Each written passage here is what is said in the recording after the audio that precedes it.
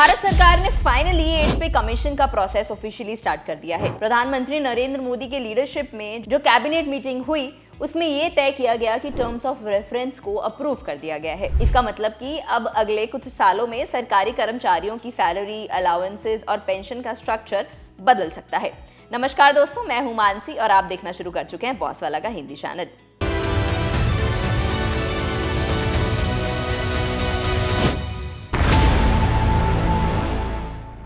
पिछली बार ये चेंज 2016 में हुआ था जब 7th पे कमीशन आया था। हर 10 साल में एक नया पे कमीशन बनाया जाता है ताकि सरकारी एम्प्लॉयज की सैलरी जो है वो महंगाई और बढ़ती लिविंग कॉस्ट के हिसाब से रिवाइज की जा सके। इस बार के 8th पे कमीशन में 3 मेंबर्स हैं। इसके चेयरपर्सन है फॉर्मर सुप्रीम कोर्ट जज रंजना देसाई जी, पार्ट टाइम मेंबर हैं प्रोफेसर पुलक घोष और मेंबर सेक्रेटरी हैं senior IAS officer Pankaj Jain. Commission को अपनी फाइनल रिपोर्ट सरकार को देने के लिए 18 महीने का समय दिया गया है, मतलब 2026 के एंड तक रिपोर्ट आ सकती है।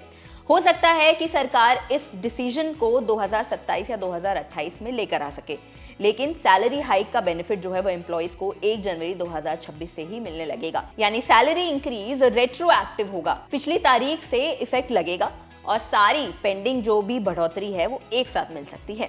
अब बात करते हैं कि ये टर्म्स ऑफ रेफरेंस होता क्या है।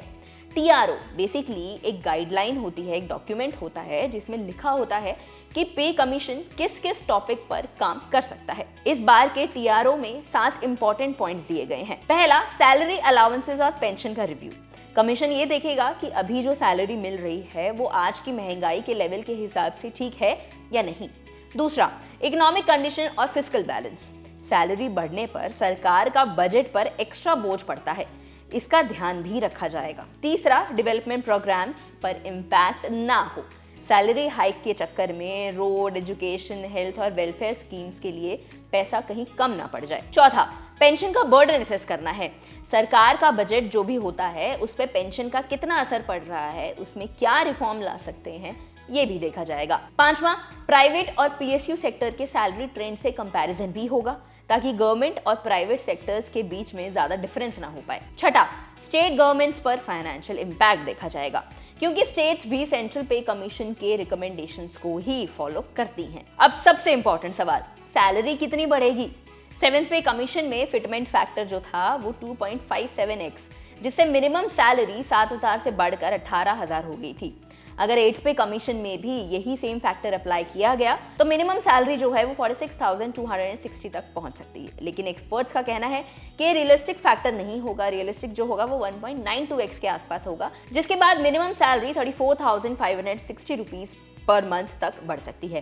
पेंशन भी के हिसाब से भी बढ़ोतरी आ सकती है, 9,000 से बढ़कर 23,000 तक हो सकती है पर month. Okay friends, before moving forward I want to tell you about one more investment which is most important for you and your family's financial future, and in this Policy Bazaar is helping you with their term insurance and health insurance. Their term insurance premium starts with just 699 per month, where you can get a coverage of up to 2 crores, and they are also giving 15% discount. Their health insurance starts with 400 to 500 rupees per month premium, and they are giving a coverage of up to 1 crore. They are also giving 30-minute claim support, and more than 50 insurers are listed on their platform where you can just check and select which one is best for you. The link is in the description. Do check that out. Let's move on to the video. सिर्फ salary ही नहीं, allowances भी बढ़ सकते हैं, जैसे कि house rent allowance जो HRA होता है हमारा, पहले 8% से 24% तक था, जो अब बढ़कर 10% से 27% तक हो सकता है। जो कैबिनेट सेक्रेटरी की हाईएस्ट सैलरी है वो 2.5 लाख थी, वो भी बढ़कर 3.5 लाख से 4 लाख रुपए तक पहुंच सकती है। लेकिन हाँ, कुछ चैलेंजेस भी रहेंगे। सरकार को हर साल करीब 1.5 to 2 लाख करोड़ को एक्स्ट्रा पैसा जो है वो इतना पैसा उनको एक्स्ट्रा खर्च उठाना पड़ेगा। स्टेट गवर्नमेंट्स पर भी इम्पैक्ट पड़ सकता है क्योंकि वो भी एम्प्लॉयज़ के लिए, अपने जो भी उनके एम्प्लॉयज़ होते हैं उनके लिए सेम स्ट्रक्चर ही फॉलो करती हैं। सरकार के लिए सबसे बड़ा चैलेंज होगा कि एम्प्लॉयज़ की एक्सपेक्टेशंस और देश के फाइनेंशियल बैलेंस के बीच में एक समझदारी तरीके से एक संतुलन बनाना होगा। साथ ही प्राइवेट सेक्टर के लोग अक्सर गवर्नमेंट सैलरीज हाइक से कंपेयर करने लगते हैं, जिसके बाद पब्लिक परसेप्शन जो है वो काफी बड़ा इशू खड़ा हो सकता है। तो इसका ध्यान भी सरकार को रखना होगा। कुल मिलाकर 8th पे कमीशन का प्रोसेस जो है वो ऑफिशियली स्टार्ट हो चुका है। इससे 50 लाख से ज्यादा सेंट्रल गवर्नमेंट एम्प्लॉइज और 68 लाख पेंशनर्स जो होते हैं उनको डायरेक्ट फायदा मिल सकता है। साथ ही स्टेट एम्प्लॉयज पर भी इसका इनडायरेक्ट असर पड़ सकता है। अगर सब कुछ प्लान के हिसाब से चला तो 2026 से सरकारी कर्मचारियों की सैलरी में अच्छी खासी बढ़ोतरी देखी जा सकती है।